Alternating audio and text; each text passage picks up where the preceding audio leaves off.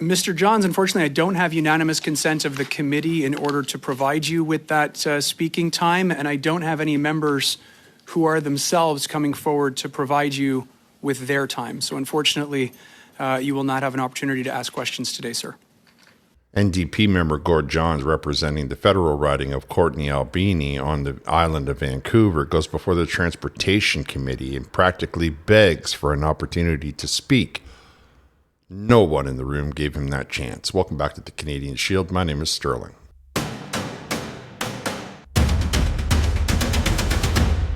Now, as many of you may be aware, the British Columbia government borrowed money from the Canadian taxpayer to pay for ferries made in China instead of making those products in Canada or having Canadian labor manufacture those products. And that issue, that concern, prompted the Transportation Committee to call Chrystia Freeland and a couple of other MPs over a 5-minute session that they held just a few days ago at time of recording.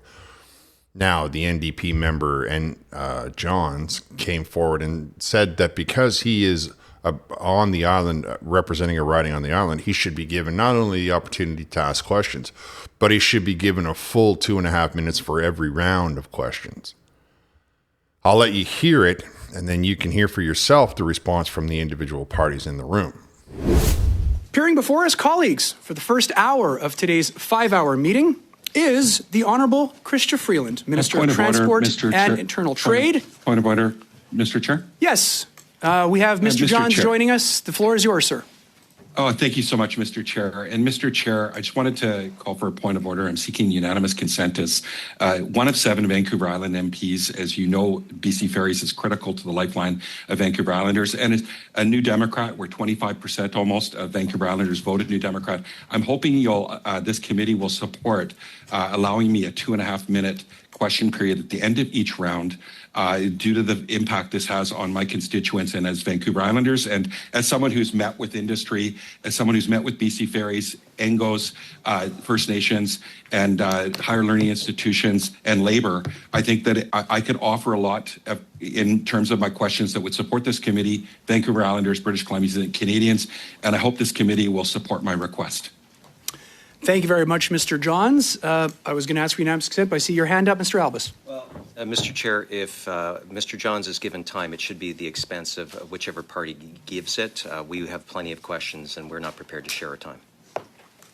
Thank you very much, Mr. Albus. Mr. Barcelou-Duval. Merci, Monsieur le Président. Thank you, Chair. Listen, if there are members of the committee who want to cede some of their time to the NDP, I don't have a problem with that. But personally, I already have very limited time, so I would prefer not to cede. Thank you. Thank you very much, Mr. Barcelou-Duval. Mr. Lauzon. J'ai aucun problème. I have no problem leaving some time for questions for the NDP. Out of your time, you mean? Well, I mean, the committee is in general. I think the committee could leave some place to the NDP. I think we could add 2.5 minutes. Well, Mr. Johns, unfortunately, I don't have unanimous consent of the committee in order to provide you with that speaking time, and I don't have any members who are themselves coming forward to provide you with their time. So unfortunately, you will not have an opportunity to ask questions today, sir.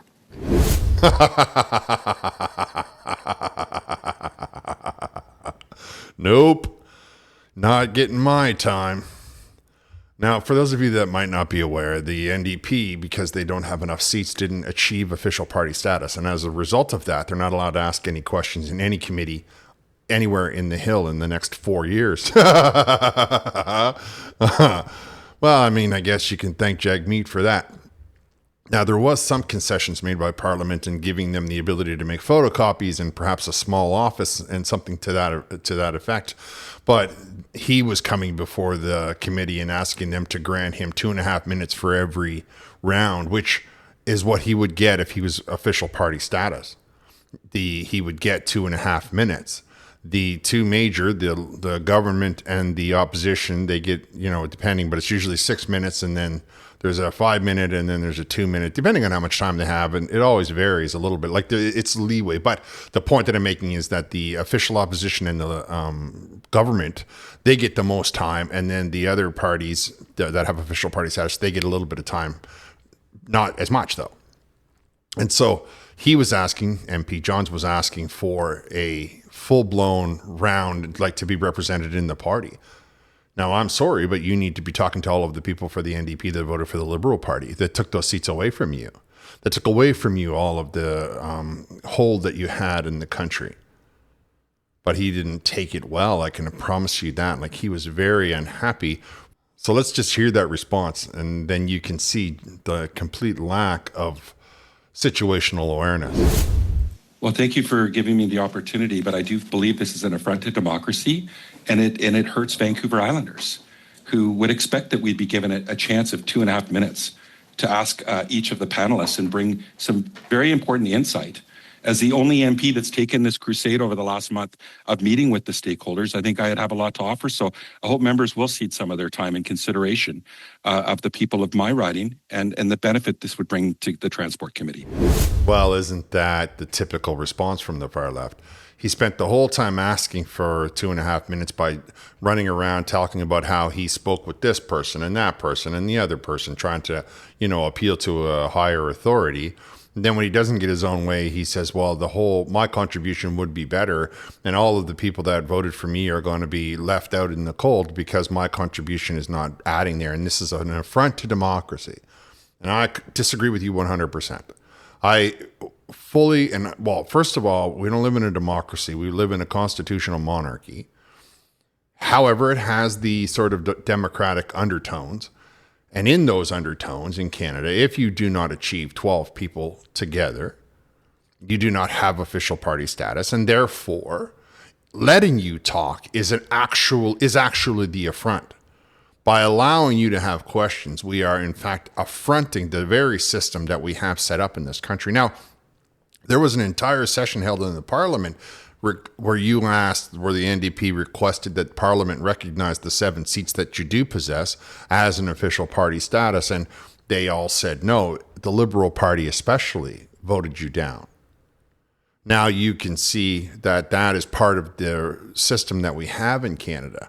And for you to try to do an end run around that, for you to say, well, I don't want to suffer the consequences of the horrible way the NDP has acted in the last 8 years, being holding onto the coattail and walking around and grabbing the scraps from Justin Trudeau's table, all the while ignoring the constituents of your particular party in Canada as a whole for your own ends.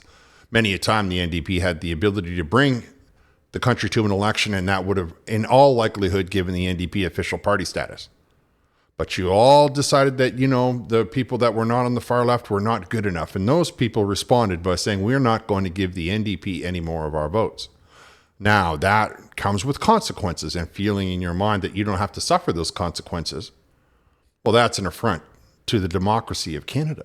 Because the system we have in this country says that people that do not have official party status cannot speak or ask questions inside of a committee meeting. However, people would have been able to surrender some of their own time, but they're trying to do what's right for their constituents. I don't know why you think that you have the sole claim to constituents in British Columbia, as I'm sure that every party in the room represents people from British Columbia, except for the Bloc, obviously. However, dollars that were taken away from the Quebec voter are now being sent to China to pay for these ferries for British Columbia, who at the same time is also petitioning the government to have all of the fees for transporting yourself on these ferries picked up by the Canadian taxpayer, just like the Liberal government did in Nova Scotia.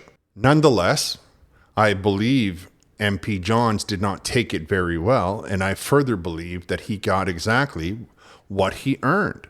If the people wanted you asking questions in committee, they would have elected at least 12 of you. Throwing a temper tantrum, that's a bad look. I mean, you need to accept these things with grace. These are the rules. These are the decorum. These are what's expected of a person whose initial title starts with the honorable. The honorable person doesn't lie, and the honorable person accepts the consequences as they lie.